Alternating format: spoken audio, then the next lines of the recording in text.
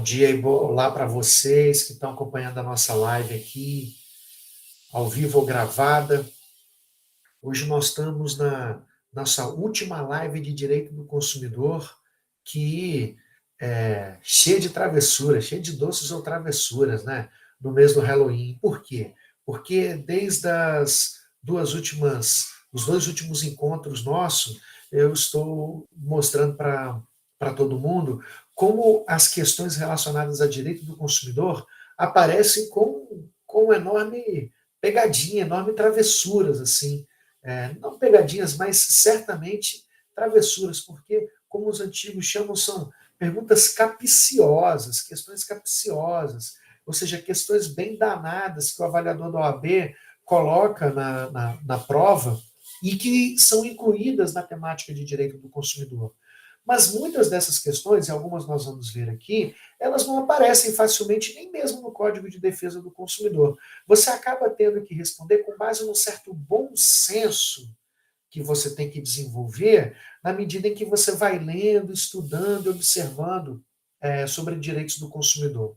A nossa, o nosso tema de hoje, dessa nossa live de hoje, vai ser sobre deveres de informação, ou seja, sobre as regras que estão no Código de Defesa do Consumidor que tratam sobre as obrigações, os princípios, né, os deveres de boa-fé que fornecedores são, por óbvio, obrigados a cumprir com base no Código de Defesa do Consumidor. Tem a ver com a tal boa-fé objetiva, ou seja, compromissos e deveres de boa-fé objetiva que qualquer pessoa que venda produtos ou preste serviços no mercado de consumo é obrigado a ter como postura, como prática na relação com consumidores. E uma das coisas que a gente vai analisar hoje é como essa boa-fé objetiva, que é um princípio, né? Como que isso aparece no Código de Defesa do Consumidor, gerando deveres para fornecedores relacionados à informação prévia, pré-contratual, ou seja, todo tipo de informação que as empresas, né, grandes ou pequenas, são obrigadas a transmitir para consumidores, independente se a pessoa está com dúvida, independente se a pessoa está perguntando.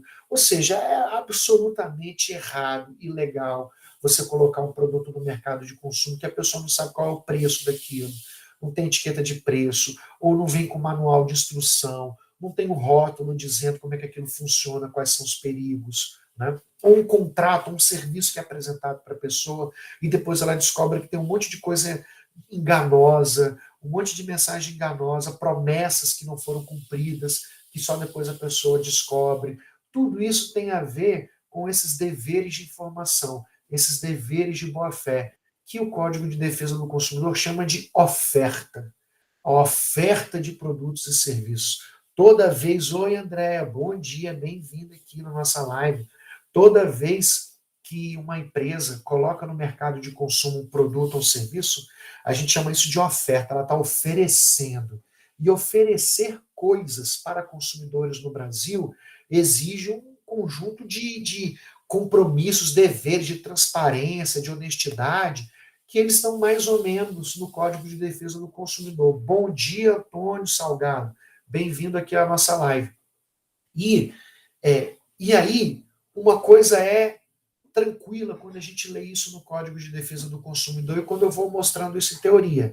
A outra, gente, é como isso aparece nas regras da OAB, especialmente nas questões da OAB, especialmente porque a OAB tenta traduzir o que é a realidade do mundo.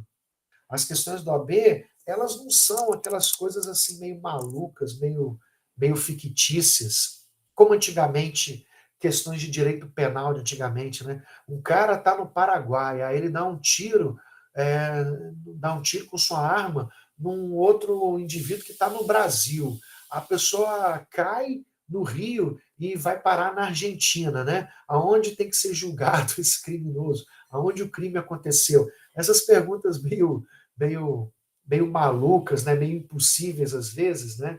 Ou muito raras, isso não existe mais no OAB. O OAB coloca questões que são normalmente da ordem do dia. Normalmente o OAB coloca questões inspiradas até em casos recentes, julgados recentes, e tenta verificar se você sabe aplicar regras gerais ou princípios gerais em casos concretos. Hoje nós vamos ver, eu vou mostrar para vocês a teoria, vou mostrar para vocês o CDC e vou mostrar como as coisas aparecem no AB. Vocês vão ver que tem um distanciamento muito grande, mas você tem que ter inteligência, um bom senso de saber enfrentar essas questões com base na lógica, né? Na lógica do para que serve o direito do consumidor. Vamos fazer esse exercício hoje. E por isso que eu estou com o meu cenáriozinho de Dia das Bruxas, né? Porque nós estamos no mês das bruxas e nesse sentido, estou trazendo essas perguntas maldosas, essas perguntas de feitiçaria, né? Essas perguntas de doce ou travessura. Estou aqui com minha corujinha. Pisca aí, corujinha. Pisca. Pisca, coruja. Pisca. Aí, a corujinha que pisca aqui para vocês, mostrando que ela está atenta, né, e vai beliscar quem errar as questões. Bom, vamos lá. Deixa eu mostrar para vocês aqui a nosso esquema que nós vamos fazer nesses 50 minutos que nós temos aqui juntos, pelo tempo que nos resta na nossa live. Entrando aí na sua tela, esse conjunto, olha, de deveres de informações, regras de publicidade, as práticas abusivas, que foi tema da nossa live passada, isso tudo está dentro desse contexto, né, que nós chamamos de práticas abusivas, ou seja, a regulação do Código de Defesa do Consumidor sobre as posturas, o comportamento, como que fornecedores de produtos e serviços devem se comportar, né, no mercado de consumo. E nesse conceito, né, de comportamento abusivo, que é proibido, né, a gente tem essa noção que é o seguinte, olha, as empresas elas têm livre iniciativa. Né? O empresário, o empreendedor, quando ele entra no mercado de consumo, ele pode fazer a promoção do jeito que ele quiser. No Black Friday, ele pode ficar doido, ele pode botar no preço que ele quiser, pode vender as coisas a preço de banana. Banana tá cara, né? Mas a preços bem baratos. Pode fazer os descontos, as promoções, tudo mais. Ele pode elaborar o contrato do jeito que ele quiser, mas a liberdade dele não é plena. Ou seja, essa livre iniciativa, ela encontra um limite. Que limites são esses? A boa-fé, a função social, os bons costumes. Bons costumes. Tudo isso, né? Tudo isso são limites para a livre iniciativa. Nosso Código Civil, no artigo 187 do Código Civil, quando trata do abuso de direito, ele estabelece assim que comete um ato ilícito, né, comete uma ilegalidade, quem exerce uma liberdade, quem exerce um direito, portanto, né, exerce sua liberdade, ultrapassando os limites da boa-fé, dos fins econômicos e sociais daquela atividade que ele está fazendo e dos bons costumes. Então, esses princípios aqui, que estão aqui na tela, eles representam limites para a liberdade dos fornecedores. Né? O que eu quero dizer? Quero dizer que, especialmente quando a gente fala de boa-fé, gente, o fornecedor não pode tudo quando ele faz uma promoção, quando ele lança um produto. Não pode.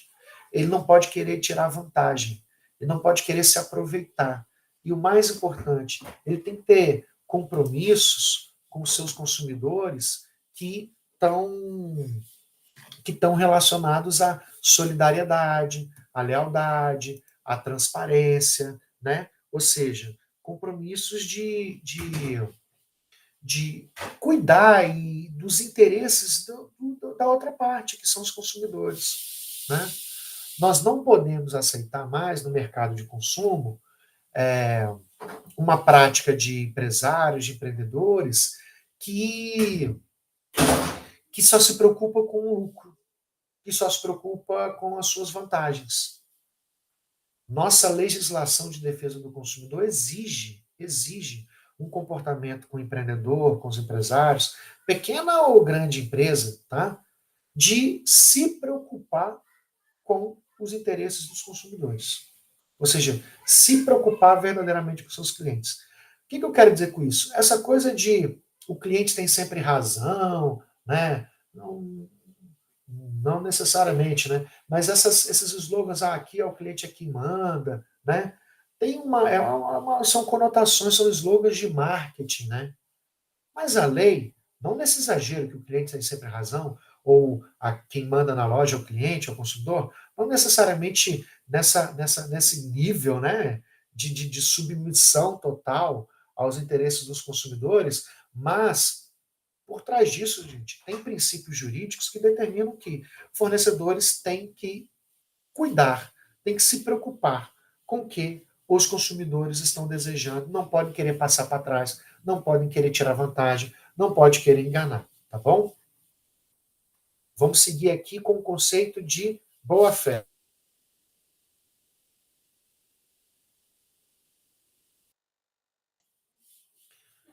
Então, gente, continuando, olha, 3 expressões que eu coloquei aqui para tentar definir o que é boa-fé. Ó, lealdade, solidariedade, transparência, né? Ou seja, são subprincípios. A nossa doutrina diz que isso são subprincípios, né?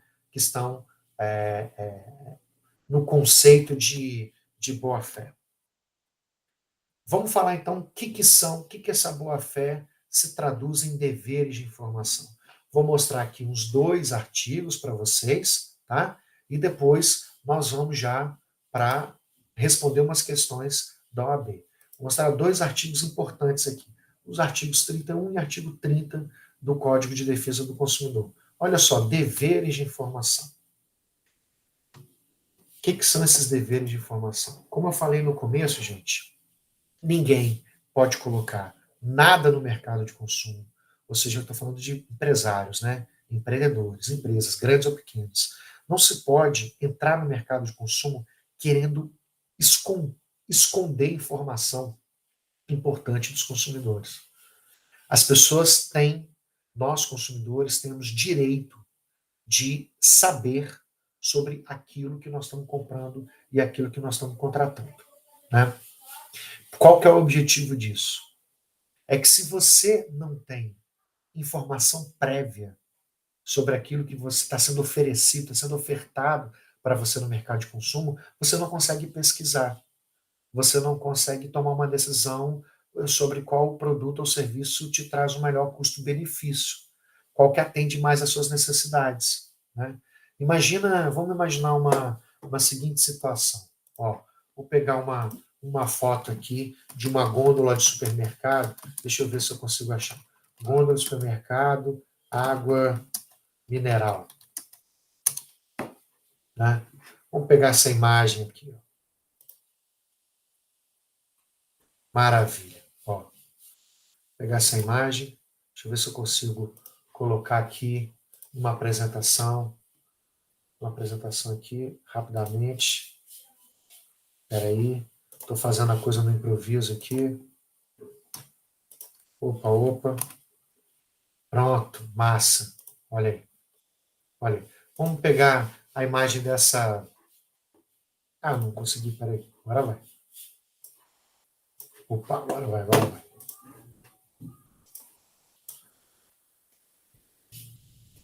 Imagina essa prateleira aqui de garrafas de. Acho que são de 5 litros, né?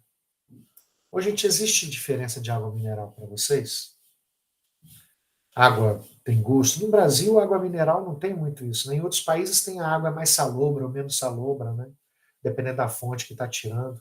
No Brasil não tem muito isso. A água mineral das jazidas extraídas, né, das fontes, né, de água mineral do Brasil, elas têm aquele mesmo gosto extremamente neutro, né?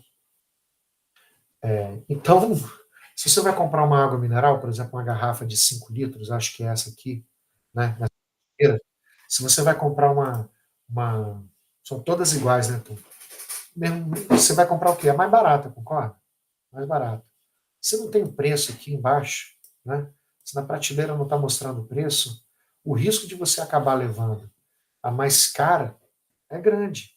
Né? Você quer levar a mais barata. Óbvio, a água é tudo igual. Mas imagine que essa aqui é a mais cara que tem. E ela parece ser a primeira que você vai pegar. Se você vai andando no corredor nessa direção, daqui para cá, né, de onde a foto bateu, A primeira que você vai pegar, que está mais para frente, é essa aqui, né? Aí você imagina que ela é a mais cara. Essas aqui são as mais baratas, né? Se você não tem a informação sobre o preço do produto aqui embaixo, você não tem a menor condição de fazer uma escolha correta, né? Ou se, por exemplo, essa aqui é a mais barata, ela é a mais barata. Mas, como em outros países, alguns países são assim.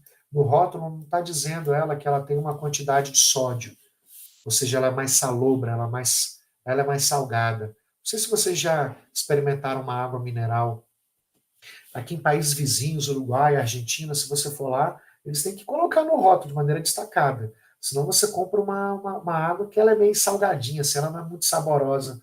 Ela é para nós que não estamos acostumados, é uma coisa meio esquisita. Você vai matar a sede, vai estar bebendo água com sal. E aí elas são as mais baratas normalmente nesse país, porque as pessoas tendem a desejar menos elas. Aí você imagina que essa aqui que está mais barata, não tem informação no rótulo destacada que ela tem um grau de presença de sódio, né? Ela é mais salobra, bem mais do que a outra. Você vai acabar levando uma água ruim e jogando seu dinheiro fora. Você podia pagar um pouquinho mais caro, talvez, né? R$ 1 ou R$ 2 mais caro, e levar uma água que mata uma sua sede com um prazer melhor. Então, gente, o que eu estou querendo dizer com isso? Estou querendo dizer que dever de informação significa garantir a liberdade de escolha. E também proteção contra riscos, como a gente viu. Porque, às vezes, um produto ou um serviço ele pode apresentar um risco danado. Ele pode ter um produto alergênico, ele pode ter uma situação de algum risco de segurança, né? De algum risco à saúde, que se você tivesse informação, você poderia evitar. Você poderia consumir na quantidade certa, da maneira certa, para você evitar os riscos. Então, a informação ela tem um interesse econômico muito importante de você não tomar nenhum prejuízo e também ela tem um interesse de proteção à saúde e à vida extremamente importante. Então, o que é a oferta, como eu falei para vocês? A oferta é colocar o produto no mercado de consumo de serviço, que sempre tem que vir acompanhada com comunicação. Comunicação sobre este produto, sobre este serviço, para que a pessoa não entre em nenhuma furada. Então, os rótulos dos produtos, eles têm que ser escritos de maneira clara, de maneira precisa, né? Hoje em dia, os rótulos estão sempre evoluindo, estão sempre mudando. Eu sou diretor de uma ONG, de uma associação de direitos de consumidores, que foi responsável por pressionar, pressionar a Anvisa a a mudar as regras, né, dos rótulos de alimentos industrializados, né? Por exemplo, determinando que, a partir de agora, os rótulos de produtos, né, ultraprocessados, eles sejam acompanhados de uma informação com alerta sobre o alto teor de sódio, de gorduras, né, de açúcar, ou seja, um produto que antigamente a gente achava que não tinha nenhum risco à saúde, a gente poder ter a noção clara, né, que esse produto ele tem algum grau de risco à saúde. Então, as regras estão sempre mudando dos rótulos de produto na medida em que a gente vai descobrindo mais riscos, mais problemas, né? Mais informações que são extremamente relevantes e pertinentes para a gente saber, que a gente precisa saber para tomar uma decisão. Essas informações elas passam a ser um direito, elas têm que ser regradas. Então a Anvisa, o Inmetro, estão sempre mudando regras de embalagens, de rótulos, de manuais, para garantir mais informações para os consumidores, para evitar todos esses riscos que eu falei. E o nosso artigo 31 do Código de Defesa do Consumidor, ele traz regras gerais. Regras gerais no sentido de que os produtos e serviços, independente da sua característica, natureza, se é uma coisa grande, se é uma coisa pequena, se é um produto alimentício ou um eletroeletrônico, ele tem que ter informações mínimas sobre características, qualidades, quantidade, composição, preço, garantia, validade, origem, riscos, dentre outras informações. E, além disso, o artigo 31 estabelece no CDC que as informações não basta ser colocadas em letras minúsculas ou invisíveis, elas precisam ser informações corretas, claras, precisas, ostensivas, né? E em língua portuguesa, ou seja, de maneira absolutamente legível. Isso é o que está no artigo 31 do CDC, que eu vou mostrar para vocês agora, como ele aparece no nosso código. Olha aqui, ó. A oferta ou apresentação de produtos ou serviços devem assegurar informações corretas, claras, precisas, ostensivas em língua portuguesa, sobre características, qualidades, quantidade, composição, preço, garantia, prazo de validade, origem, entre outros dados, bem como sobre os riscos que apresenta a saúde e a segurança dos consumidores. Então, a informação tem que ser legível, ela tem que ser grande, ela tem que ser possível de ser entendida, né? Tem que ser possível de ser entendida. E, além disso, toda informação que for transmitida, ela vincula o fornecedor, ou seja, toda informação que foi transmitida, ela tem que ser cumprida. Toda promessa que foi feita, toda informação que um produto apresenta, toda propaganda que foi realizada, toda promoção que foi feita, ela tem que ser cumprida, o fornecedor é obrigado, né, a cumprir aquilo que foi prometido, ele não pode voltar atrás, né? É o que estabelece esse artigo 30 do Código de Defesa do Consumidor, né? Então, tenho isso aqui muito claro para vocês nesse nosso esquema. Olha só, esse princípio da vinculação do artigo 30 do CDC, né? Ou seja, por isso o desenhozinho que eu coloquei aqui, né? Se você estabeleceu esse combinado, vai ter que cumprir conforme está o artigo 30 do CDC. E se a empresa resolve descumprir? Artigo 35 do CDC. O consumidor tem direito de escolher qualquer uma dessas opções. O cumprimento forçado daquela promessa, daquela obrigação, daquela informação. O consumidor que comprou uma coisa, ele se sentiu enganado, contratou um serviço que não foi cumprido conforme combinado, tem o direito de pedir a rescisão do contrato ou aceitar um outro produto, um outro serviço equivalente. Algo que funcione conforme aquilo que foi prometido, aquilo que foi informado. É o que está aqui no artigo 35, olha, do CDC. Se o fornecedor de produtos ou serviços recusar o cumprimento da oferta, a apresentação ou publicidade, o consumidor poderá alternativamente e à sua livre escolha exigir o cumprimento forçado da obrigação, nos termos em que foi oferecido, foi apresentado, né, na publicidade, no contrato, no rótulo, né, na promoção, não importa. Pode aceitar, ao escolher aceitar um outro produto ou um outro serviço equivalente, né, que cumpra aquelas condições que foram prometidas, foram informadas. Ou, se não quiser mais ter nenhuma relação com aquela empresa, com aquele produto ou serviço, pode pedir o dinheiro de volta. Olha, não entregou no prazo combinado, não cumpriu o serviço no prazo combinado, não, aquilo que me entregou não era aquilo que foi prometido, a coisa não funcionou, né, de maneira correta, o serviço ficou uma porcaria, né? Ou aquilo que estava no pacote que você tinha oferecido de internet, de velocidade, não se cumpriu, eu quero meu dinheiro de volta, né? Quero dinheiro de volta, tudo que eu paguei, mais perdas e danos, mais uma indenização pelos prejuízos, né, que me foram causados por esse contrato que, ou esse serviço, ou esse produto que não cumpriu, né? Então, tudo isso faz parte desses deveres de informação, né, que vinculam o fornecedor, como está mais ou menos esquematizado aqui, gente. Olha aí, né? Eu acho que está na hora da gente poder fazer umas questões, né? Poder fazer umas questões sobre isso. Vamos, olha só essa questão, olha como a OAB trata do assunto sobre deveres de informação. Olha aí, peraí, apresentar, ok, pronto, dessa maneira. Olha como isso acaba aparecendo numa questão do OAB, questão de 2020, 2021, eu acho, se eu não me engano. O Antônio, ele é uma pessoa com deficiência, não deficiente visual, precisa de auxílio de amigos ou de familiares para compreender diversas questões da vida cotidiana, como as contas, as despesas da casa dele, entre outras questões de rotina, né? Olha, é muito comum as pessoas cegas, né?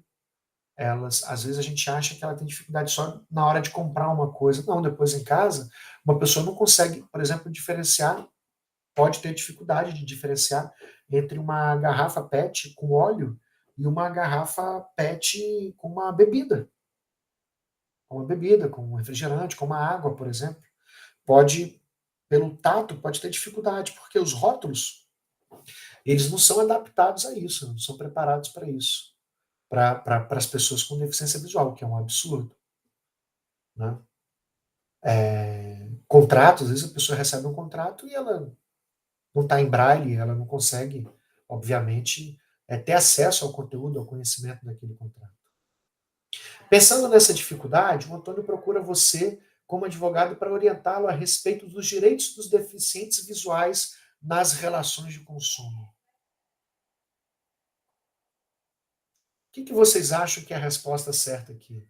Assine a afirmativa correta. Letra A. O consumidor pode solicitar a fornecedores de serviço, em razão de sua deficiência visual, o envio das faturas das contas detalhadas em braille. Letra B. As informações sobre os riscos que o produto apresenta, por sua própria natureza, devem ser prestadas em formatos acessíveis, somente às pessoas que apresentem deficiência visual. Letra C. A impossibilidade operacional impede que a informação de serviço seja ofertada em formatos acessíveis, considerando a diversidade de deficiências, o que justifica a dispensa de tal obrigatoriedade por expressa determinação legal.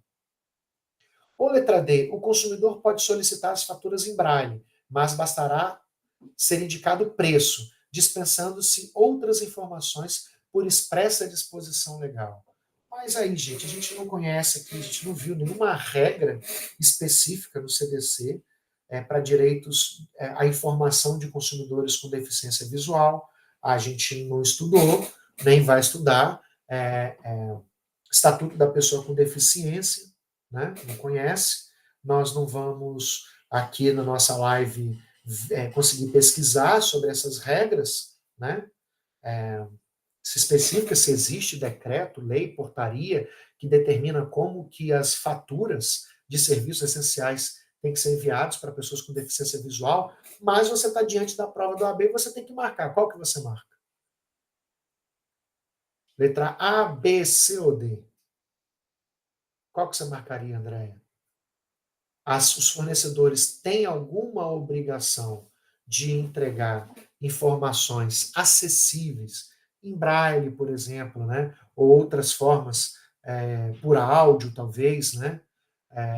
Para pessoas com deficiência visual, para conseguirem ter acesso à informação, ou nessa obrigação ela é impossível.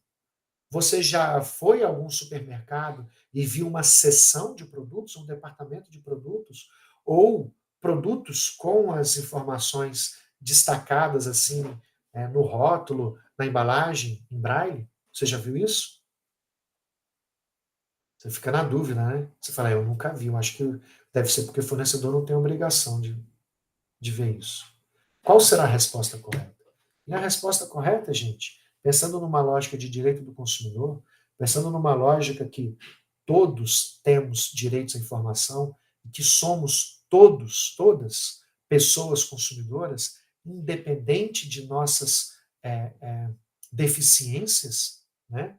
Independente de nossas limitações, de nossa idade, ninguém pode ser enganado e ninguém pode ser privado de direito à informação. Perfeitamente, Antônio. Que considerando, né, a lógica do que é ter direitos de consumidores, que nós marcaríamos a letra A. E o gabarito da OAB é a letra A. Por mais que você pense assim, nossa, mas eu nunca vi isso. Eu nunca vi um produto ser oferecido assim, eu nunca. É por essa razão, gente, que as pessoas com deficiência no Brasil, elas ficam isoladas, elas ficam em casa, elas ficam privadas, a maioria delas. A gente não tem calçadas acessíveis para as pessoas andarem na rua.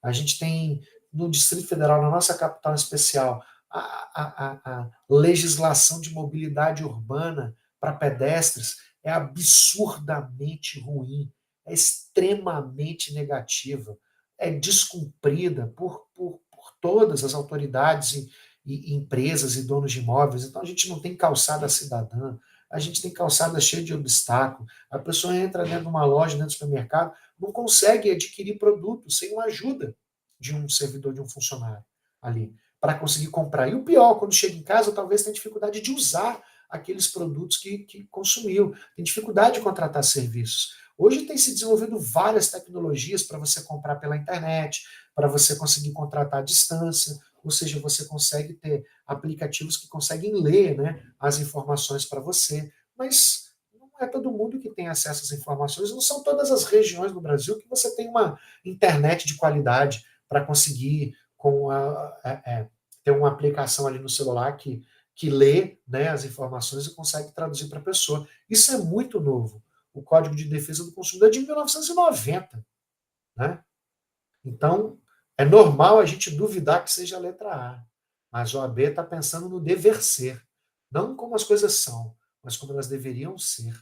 Né? Então, a letra A é a informação que melhor se aplica aqui ao nosso desafio de garantir as melhores informações para os consumidores. Né? Deixa eu analisar quais são as outras questões que nós temos aqui. Ah, tá, maravilha. Olha, o Código de Defesa do Consumidor, gente, também está extremamente preocupado, sabe com o quê? Com a oferta de crédito. A oferta de crédito. Tá? Ainda mais hoje em dia, gente. Hoje em dia, as informações sobre oferta de crédito, elas são extremamente regulamentadas fortemente pelo Código de Defesa do Consumidor, em razão das preocupações com a prevenção ao superendividamento. Né? Olha aqui, vamos ver o que o nosso Código de Defesa do Consumidor fala sobre isso, sobre a oferta de crédito. Né? O CDC, depois de muitos anos, ele foi alterado, e aí ele está cheio de regras sobre prevenção e proteção ao superendividamento. Aqui no artigo 52 a gente começa a ver, olha, essa já é uma regra mais antiga. No fornecimento de produtos ou serviços que envolvam outorga de crédito ou concessão de financiamento ao consumidor, o fornecedor deverá, entre outros requisitos, informá-lo prévia e adequadamente sobre preço do produto, né? Montante dos juros e moras da taxa efetiva anual de juros, né? O preço do produto ou serviço em moeda corrente, ou seja, você vai comprar algo financiado lá numa loja, um carro financiado. Vamos pensar, você vai comprar um carro financiado. Você tem que ter direito à informação sobre qual que é o preço do carro, né? Qual que é a soma total a pagar com ou sem financiamento. Mas você tem o direito de saber, né, não só o valor das parcelas e o valor do preço do carro que você está comprando, o valor das parcelas. Você tem que ter, olha, o valor, a soma total. No final, esse carro de 60 mil, de 80 mil, você vai pagar, né, os carros estão caríssimos hoje, os carros mais baratos que tem, acho que são 60 mil, 70 mil, sei lá. Então, você vai comprar um carro de 60 mil, financiado, ele vai ficar 110 mil, vai ficar 100 mil reais, 120 mil reais, né? Se você pagar ele financiado, para você saber a diferença de quantos carros você está pagando ali, né? O montante de juros, a taxa efetiva anual, que é o custo efetivo anual de juros. Quanto que eu vou pagar de juros de atraso, os juros de mora, né? Se eu atrasar, qual que é o encargo dessas parcelas, né? Em caso de inadimplência, e qual é o custo efetivo total, anual, sobre isso, né? Todos os acréscimos que estão previstos, o que vai incluir nesse financiamento? Você vai botar o IOF, você vai botar os impostos aí dentro, né? O que você vai incidir dentro desses outras taxas, né? Que esse contrato está incluindo, para ele aumentar tanto assim a proporção do valor que eu estou pagando. Olha, em contratos de crédito, os juros são altíssimos, mas as multas, aquela fixa, né? Se atrasou um dia, você já paga uma multa, ela não pode passar de 2%. Então, todo empréstimo que você faz, todo financiamento que você faz, a multa por atraso não pode ser superior a 2%. Mas os juros os juros, nossa senhora, são os maiores do Brasil por atraso, né? E se você pagar antecipado, você tem o direito à dedução dos juros que você está pagando a mais, né? Os contratos, sejam eles de crédito ou não, eles têm que ser redigidos em termos claros, em letras grandes, né, caracteres ostensivos. A letra não pode ser inferior ao tamanho 12, né? Isso aqui é uma regra boba, porque o tamanho 12 pode ser Times New Roman, Arial, tamanho, mas, enfim, o tamanho da letra é extremamente importante, né? Porque tem que ser legível. Se tiver alguma cláusula que limita um direito do consumidor, ela tem que ser escrita de maneira destacada. E aí uma disposição nova, né? Todas as regras relacionadas à proteção de superendividamento. A gente pode ter uma live só sobre isso. Olha, regras novas no fornecimento de crédito e na venda a prazo, além das informações no artigo 52, ó, desde 2021 a gente tem essa lei nova. Né? O fornecedor ou o intermediário, ou seja, o fornecedor do crédito, o banco, ou o corretor, né? O correspondente bancário, tem que informar sobre custo efetivo total. Ou seja, tudo que está sendo incidido naquele empréstimo, tudo que está sendo incluído ali. A taxa efetiva mensal dos juros, a taxa de mora, total de encargos previsto por atraso de pagamento, né? O montante das prestações, o prazo de validade da oferta. Ou seja, essa oferta que está apresentando desse crédito, ela tem que durar no mínimo 2 dias, para a pessoa pensar. Por quê? Não pode chegar para a pessoa e falar assim, olha, essa oferta aqui para você, esses juros, essa taxa de juros, ela só vale para agora, amanhã vai aumentar. Não pode, gente, isso é proibido. A lei mudou. Se alguém te faz uma proposta de um empréstimo, de um financiamento, essa proposta tem que valer por 2 dias, 48 horas, né? Tem que valer por 2 dias. Não pode falar assim, olha, assina agora, senão você perde essa proposta aqui. Não existe isso. Ah, isso é uma promoção para quem assina hoje. É proibido, gente. Por que isso? Para dar o direito da pessoa pesquisar, ela olhar em outro banco, ela olhar em outra financeira, né? Ela pensar se ela realmente pode ou não pode pagar aquela dívida, né? Tem que ter todos os contatos de quem está fazendo esse empréstimo. Porque às vezes você está pegando um crédito numa loja e você não sabe nem quem é o banco para quem você vai ficar devendo, né? E o direito, você tem que ter a informação sobre o direito de liquidação antecipada, ou seja, como que é o cálculo se você quiser pagar antecipadamente. Todas essas informações, elas têm que estar de forma clara e resumida no contrato, na fatura de compra ou no instrumento em separado, mas que seja de fácil acesso ao consumidor. A pessoa não pode ficar tendo que ficar perguntando para isso. Ela tem direito de receber isso tudo documentado. Né? A taxa, né, o custo efetivo total, ele é anual para você poder comparar quanto que é pegar 30 mil emprestado aqui no Banco Itaú, e no Banco do Brasil, e no Bradesco, né? E na Crefisa, quanto é? Ou seja, para você saber o percentual ao ano. Né? Aqui é 25% ao ano, aqui é 10% ao ano, aqui é 40% ao ano. Né? Aqui é 400% ao ano. Tem financeira que é 400, 500, tem financeira que é 1000% ao ano. Aquele Banco Pan-Americano do Silvio Santos, ele cobrava 1000% ao ano no empréstimo. Né? Então você tem que saber tudo isso e essas informações têm que estar previstas aqui. Vamos então para uma questão no AB? Né? Olha como isso aparece atualmente na prova da ordem. Lembrando aqui, gente, ó, Gabriel lembrou aqui para nós aqui, ó, que já o certificado já está disponível aqui a inscrição para você ter o registro da participação da sua live. Olha aí, a Jordana, ela é aposentada com 89 anos de idade. Procurou você como advogada porque ela foi atraída por uma ligação telefônica da instituição financeira do Banco Mútuo S.A., que anunciou uma oferta de crédito sem análise da situação financeira do consumidor. Ou seja, sem assinou oferecendo lá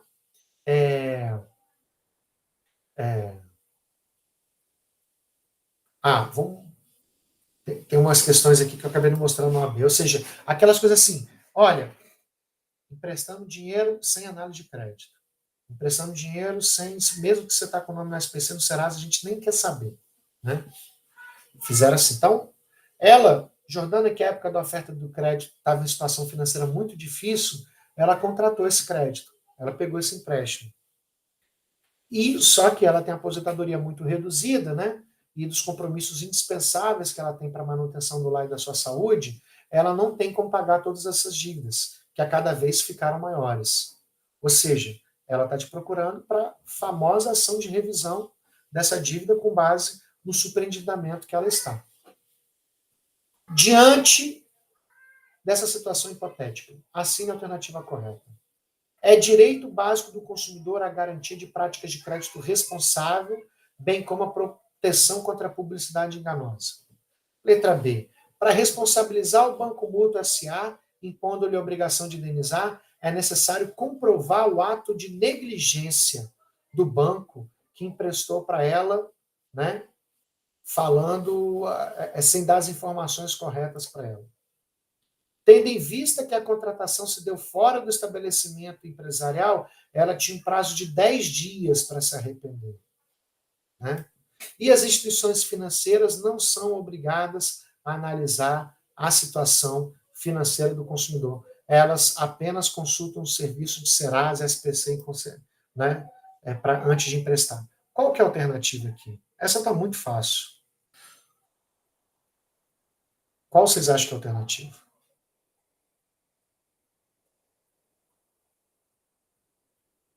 Não sabe? Essa está muito fácil, gente. É a letra A. Claro, óbvio. Né? As outras são meio esquisitas demais. Essa aqui tá entregue, essa questão. Olha só, vamos ver sobre cada um desses pontos. Né? Primeiro, vocês já sabem que a gente viu em outras lives. A responsabilidade dos fornecedores no Código de Defesa do Consumidor é sempre objetiva. Então, nunca a gente vai ter que ficar provando negligência, imprudência, imperícia. Ou seja, a responsabilidade do CDC, ela não é uma responsabilidade subjetiva que para pedir para reclamar de qualquer oferta, de qualquer informação, você tem que provar a culpa do representante do banco. Nada a ver, né? Responsabilidade objetiva. Tendo em vista que a contratação se deu fora do estabelecimento empresarial, Jordana tem um prazo de 10 dias para exercer seu direito de arrependimento. O Código de Defesa do Consumidor ele tinha uma regra antiga, né, que para qualquer contrato celebrado fora do estabelecimento comercial, a gente tem 7 dias, né, se arrepender. Bom, mas isso agora mudou. Com as novas regras para proteção de superendividamento, olha que interessante. Né? Olha que interessante. Em caso de superendividamento, ou caso de contratos de crédito, o exercício do direito de arrependimento nas hipóteses previstas neste código, no contrato, implica resolução de pleno direito, né, para qualquer situação. Ou seja, agora há a previsão de prazo de arrependimento de 7 dias, não só fora do estabelecimento comercial, né, mas também, ó, em situações de contrato de crédito, especialmente. Olha aqui. Ó. O prazo para arrependimento é de 7 dias, conforme o Código de Defesa do Consumidor. Opa, achei que eu estava transmitindo aqui a tela. Aqui, ó. O prazo para arrependimento é de 7 dias e não de 10 dias, né? Aplicável a qualquer contrato de crédito, inclusive. Outra questão que estava aqui. As instituições financeiras não são obrigadas a analisar a situação financeira do consumidor. Né? Olha como mudou as regras. Ou seja, gente, hoje é proibido aquelas propagandas antigas de Crefisa, por exemplo, emprestamos para quem está negativado, né? Emprestamos. Olha só. Emprestamos dinheiro sem análise de crédito. Olha o que o CDC fala expressamente. É vedado, expressa ou implicitamente, na oferta de crédito ao consumidor, né, a oferta publicitária ou não, indicar que a operação poderá ser concluída sem consulta a serviços de proteção do consumidor. assediar ou pressionar o consumidor para contratar fornecimento, né? Principalmente se ele for pessoa idosa, analfabeta, doente, ou estado de vulnerabilidade agravada, ou se a contratação envolver o prêmio. Ficar sediando, incomodando a pessoa, né? Instigando a pessoa a contratar empréstimo, isso pode gerar nulidade do contrato. Né? Isso pode gerar nulidade do contrato, gente, porque os deveres de informação hoje, os deveres de boa-fé e de solidariedade, indica que a pessoa não pode ficar sendo induzida a contratar empréstimo sem ela ter a consciência da responsabilidade financeira que tudo isso indica, né? Que tudo isso implica. Então, essa publicidade meio exagerada, meio essa publicidade meio assediosa de crédito, ela passa a ser proibida pelo CDC. Antes disso, a gente só tinha uma regra, e nós vamos terminar com isso, e fazer a última questão, a gente só tinha uma regra sobre publicidade assediosa, publicidade abusiva, que estava aqui, ó, no artigo 37 do Código de Defesa do Consumidor, que diz que é proibida toda publicidade que é enganosa ou abusiva. E é abusiva a publicidade discriminatória e a que se aproveita da deficiência de julgamento e experiência da criança. Né?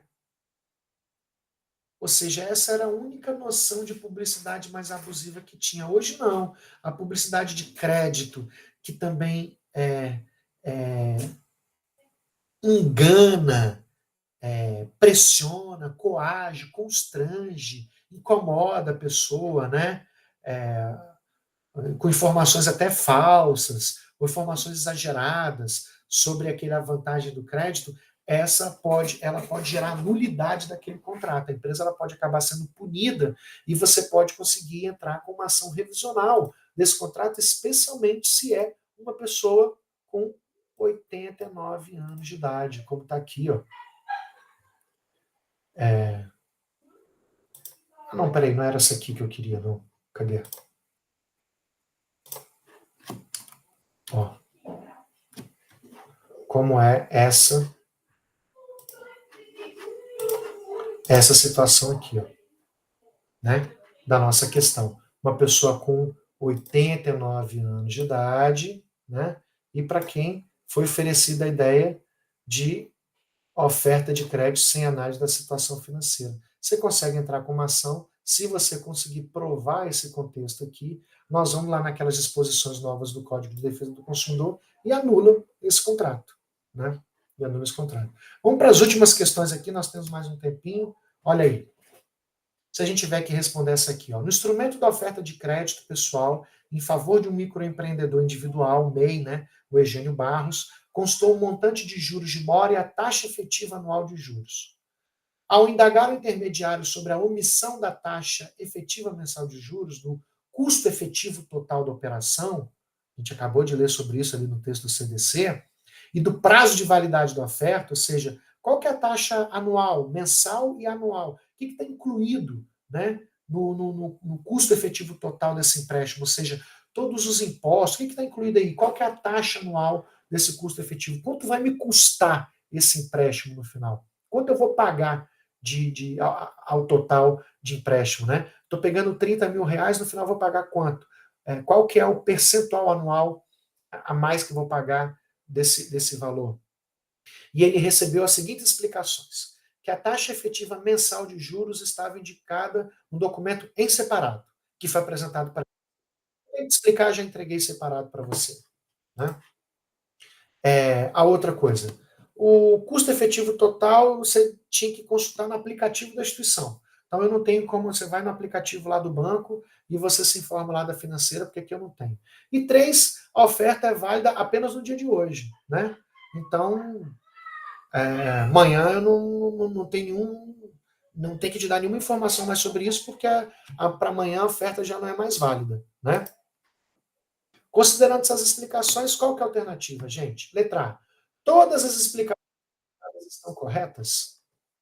Em conformidade com o CDC? A única explicação equivocada é em relação a taxa efetiva mensal de juros, porque ela tem que ser indicada no instrumento da oferta e não no documento em separado? Todas as explicações são equivocadas e violam as prescrições do CDC, já que a taxa efetiva mensal de juros, o custo efetivo total, deve ser indicado no próprio documento da oferta e que tem que ser no mínimo de 7 dias? Ou letra D, são equivocados os esclarecimentos prestados quanto ao custo efetivo total, pois ele tem que constar no instrumento da oferta ou em documento apartado e ser de fácil acesso ao consumidor, e quanto ao prazo de validade, ele deve ser de no mínimo 2 dias. O que você marcaria? Letra C, André? Letra C, Antônio? Não, não é letra C, é letra D. Por quê? Porque o prazo é de 2 dias. Prazo de duração, vocês estão confundindo o prazo de arrependimento. Isso aqui é o prazo para a pessoa arrepender depois que ela contratou. O prazo de 2 dias é o prazo de validade da oferta. Ou seja, se alguém te apresenta uma proposta, lembra, eu falei, se alguém te apresenta uma proposta de um financiamento de um empréstimo, essa proposta ela tem que manter durante 2 dias. Daqui a 2 dias, se você voltar, você pode assinar o contrato na mesma aquela condição. Por quê? É para permitir que a pessoa tenha um tempo de pensar, para evitar que ela entre no contrato de maneira inconsciente, né? De maneira assim, sem pensar, né?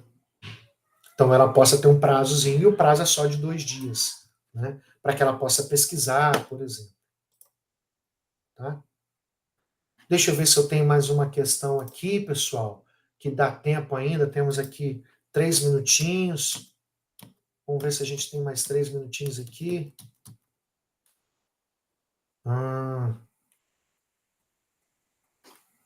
Não, eu vou deixar essa questão aqui para a semana que vem, quando a gente for falar de publicidades enganosas e publicidades abusivas. No encontro que vem, na nossa live da semana que vem, a gente ainda vai continuar nesse tema. Hoje, excepcionalmente, foi sexta-feira. Semana que vem volta para terça-feira. Eu tive uma dificuldade nessa terça-feira, na semana, para me conectar. Agradeço aí a paciência de vocês, né? Agradeço ao Gabriel, ao professor Rafael, por ter disponibilizado essa sexta-feira aqui para a gente suprir, substituir a nossa live. E na próxima semana nós vamos falar de publicidade enganosa, de publicidade abusiva. Vamos falar sobre esses temas e como eles aparecem na OAB. Vamos falar de temas polêmicos e como eles aparecem na OAB. Tá bom? Ô, gente, nós vamos ficando por aqui. Faltam só 3 minutinhos, não vai dar tempo de mostrar uma outra questão. As questões da OAB são grandes, né? Elas são meio amplas, os casos são meio ampliados, né? Então, em 3 minutos não ia dar tempo da gente resolver mais uma questão, mas ela envolve sobre temas de publicidade, que é da live que vem. Obrigado, viu, gente, por estar aqui comigo, por prestigiar essa nossa live de direito do consumidor, né? A gente enfrentar aí as travessuras da OAB, nas perguntas capciosas, na forma que elas aparecem. Veja que se você não está atento, se você não está pensando assim no bom senso, se você não conhece a lógica, né, do Código de Defesa do Consumidor, fica complicado, né? As questões viram aí uma pegadinha, né? Digamos assim. Por isso o nosso tema aqui do Dia das Bruxas, tá? Valeu, gente. Faltando 2 minutinhos aqui para a gente terminar, né? Quero desejar para vocês um final de semana bacana para todo mundo, tá? Espero que vocês tenham todos um final de semana do bem aí.